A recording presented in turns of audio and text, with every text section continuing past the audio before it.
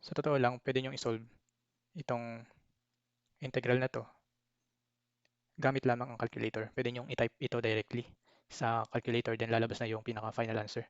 Pero sa video na to, ipapaliwanag ko pa rin paano ito isolve ng mano-mano.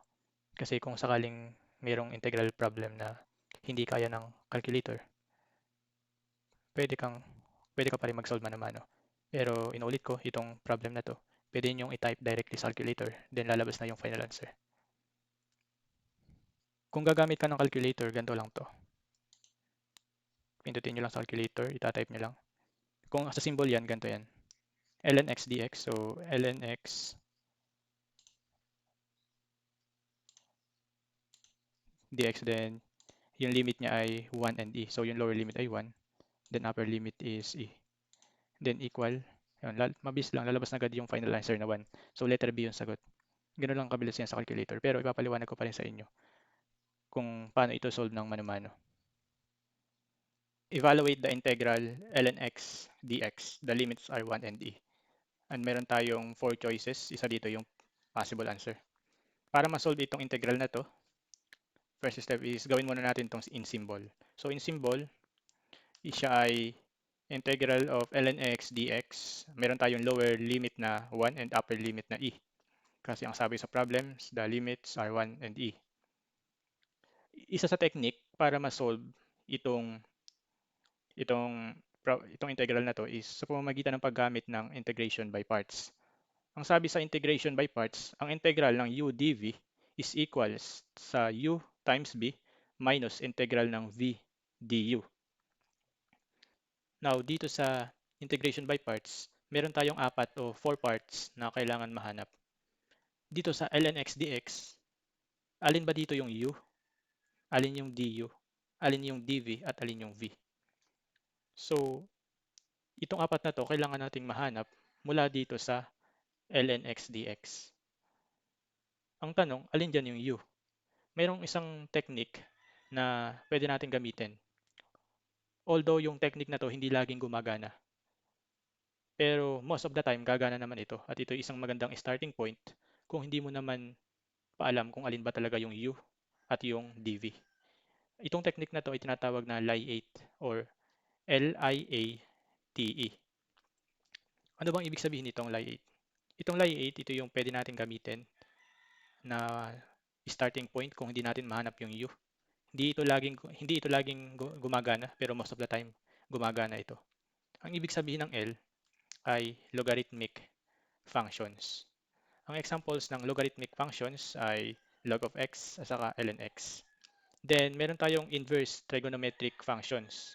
At ang examples ng inverse trigonometric functions are inverse sine x and inverse cosine x. Then, meron din tayong algebraic functions. Examples, x cubed, square root of x. Then, meron din tayong trigonometric functions. Examples ng trigonometric functions are sine x and cosine x. Then, meron din tayong exponential functions. Ang example ng exponential functions are e raised to the power of x and 5 raised to the power of x. Ito yung mga examples nila. So, paano ba gamitin itong Lie8? Itong Lie8 ay magkakasunod o yung LIAT, magkakasunod yan. Kung alin yung una yung makita, for example, may nakita kayong logarithmic function, yun yung L.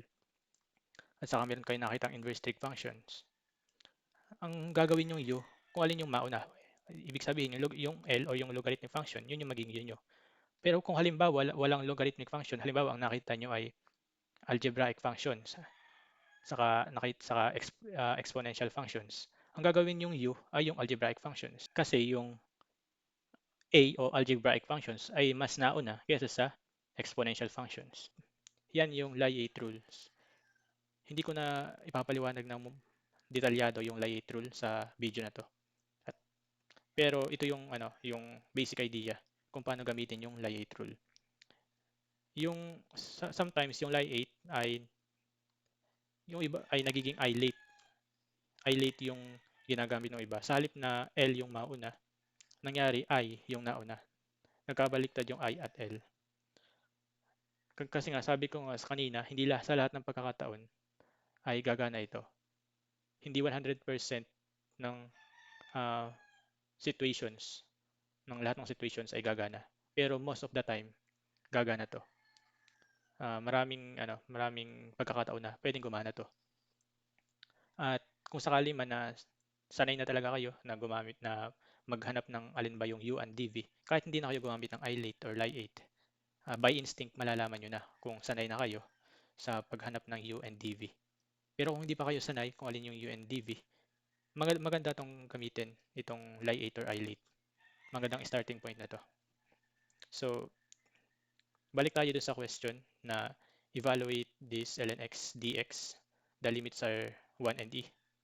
So, try nating sagutan. Now, gamitin na natin yung Lie8 rules dito sa integration by parts. Yung Lie8 rules yung ginagamit natin para malaman kung alin ba yung u dito sa ating functions. So, ang sabi doon sa Lie8 rule, L, yung logarithmic function, yun yung mauna. So, kung meron kang logarithmic function dito, yun agad yung u. And makikita naman natin, meron tayo ditong logarithmic function which is ln x. So, u is equals to ln x. Then, kunin natin yung du. Ibig sabihin ng du, derivative nitong u or derivative nitong ln x.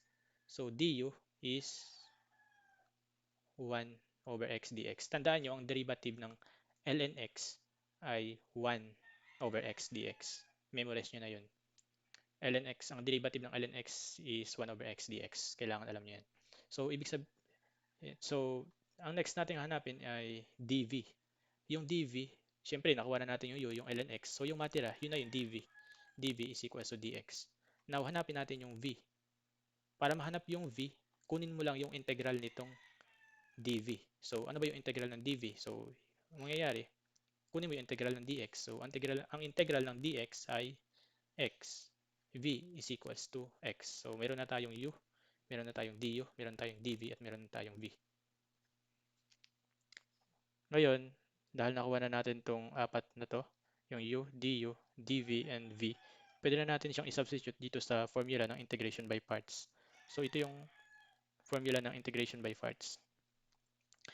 Yung u, du, dv, and v, isa-substitute lang natin dito. So, magiging ganito yan. Integral ng ln x dx is equals to x ln x minus integral ng x times 1 over x dx. Ganito yan. Di ba yung u, yun yung ln x. So, pinalitan ko lang ng ln x. Tapos yung dv, yun yung dx. So, pinalitan ko lang ng dx. Now, equals yan sa u times b. Or basta itong u times b, pwede naman yan magkabaliktad, v times u. So, yung v, yun yung x. So, nilagay ko lang doon. Then, multiply ko siya sa u. So, times u, yung u ay ln x. So, ito yung ln x. Ito yung ub. Yung ub, ito yun, yung x ln x. Then, minus integral ng v. Ito yung v, di ba? So, palitan natin ng v. Ano ba yung v natin? So, yun yung x. Then yung du, yung du natin ay 1 over x dx. So, 1 over x dx. Ito yung nakuha natin nung sinubstitute na natin yung mga value. Then, i-simplify natin ito. Di ba itong x times 1 over x, makancel na yung x, saka yung x. So, matitira na lang ay 1 dx or dx. So, magiging x ln x minus integral of dx. Kasi di ba, ang x ln x, kinopya ko lang, minus, basta itong part na to, kinopya ko lang yan, binaba ko lang dito, then minus, then sinimplify ko lang to, kaya ako nakuha yung dx. Then, equals yan sa x ln x minus x plus c. Then, meron tayong limit na 1 to e. Nangyari, kinopya ko lang ulit itong x ln x, nilagay ko dito, x ln x minus, ito yung minus na yun, then integral ng dx. Yung integral ng dx, itong x plus c. Tandaan nyo, di ba, ang integral ng, ito kasi may 1 diyan. Yan ay integral ng 1 dx. So, 1x plus c. Baka yung iba sa inyo nagtatanong paano naging ang integral ng dx ay x plus c. Ganito kasi yan. Tandaan nyo, kapag meron kayo na integral of k dx, ang integral ng k dx is equal sa kx plus c. Pasensya na kayo sa sulat ko ah. Mouse lang kasi yung gamit ko pag susulat. So, ang integral ng k dx equals yan sa kx plus c. So, for example, mayroon kayong integral ng 5 dx equal yan sa 5 kasi yung k dito tumutuko yan sa constant. Ibig sabihin ng dyan, ang ibig sabihin ng k dyan ay constant. So, for example, mayroon kang constant na 5 dx. Ang integral niyan ay k, yung constant. Then yung kung ano yung variable na ginamit dito, yung dx, so x. So 5x plus c. Ganun lang yan. Ang integral ng k dx, yung k ay constant, is equal sa kx plus c. So, ibig sabihin, ang integral nitong dx na to, itong part na to, ang integral ng, hindi lang nakalagay yung coefficient na 1 kasi kahit hindi naman ilagay yun, understood na yun. So, 1 dx is equal sa kx or yung constant times yung variable dito na x. So, 1x plus c. So, kahit hindi na natin ilagay yung 1 dito kasi understood na yun, kaya naging x plus c. Ganun lang yan. Kung bakit naging x plus c yung integral ng dx. So, sana intindi nyo. Pasensya na sa sulat kasi mouse lang yung aking gamit sa pagsusulat dito. Then, napapansin nyo, mayroon tayong lower limit na 1 and upper limit na e.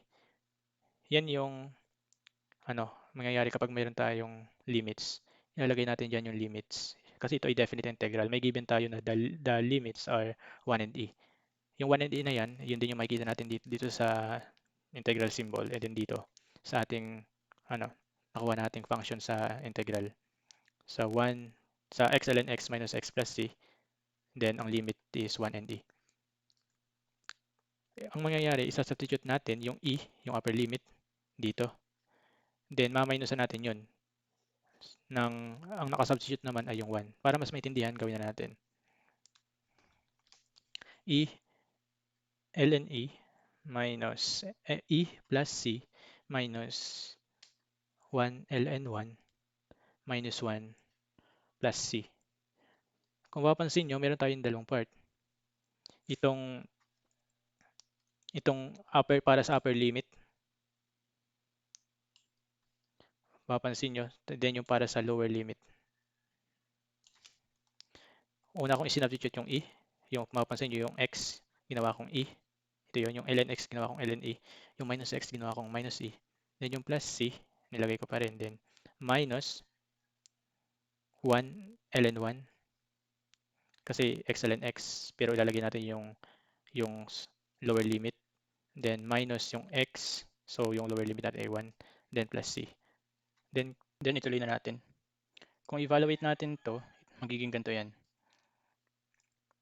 E times 1. Tandaan nyo, ang ln e ay equal sa 1. So, ang nangyari dito, yung e, kinopya ko lang. Yung ln e, ginawa kong 1 kasi ln e is equals to 1. Then minus e plus c minus 1 times ln 1. Yung ln 1 dito, ang ln 1, tandaan nyo, equal yan sa 0. So, minus 1, kinopya ko then plus c. Ang nangyari dito, yung ln e, naging 1 kasi ln e is equal sa 1. Then yung ln 1 ay equal naman sa 0, kaya iso'y 0. Then, ang mangyayari, e times 1 ay e. Then minus, ito namang e dito, ay kinopya ko lang e. So, e, then plus c. Minus 1 times 0 ay 0. Then minus 1 plus c. Kung i-evaluate nyo yan, e minus e, 0 na yan. Then plus c. Then minus 0 minus 1 is negative 1. Plus c. So, makakancel lang yung c dito. Then matitira ay 0 minus negative 1. So, 0 minus negative 1 is 1. So, the final answer is 1. So, ang final answer natin is letter B.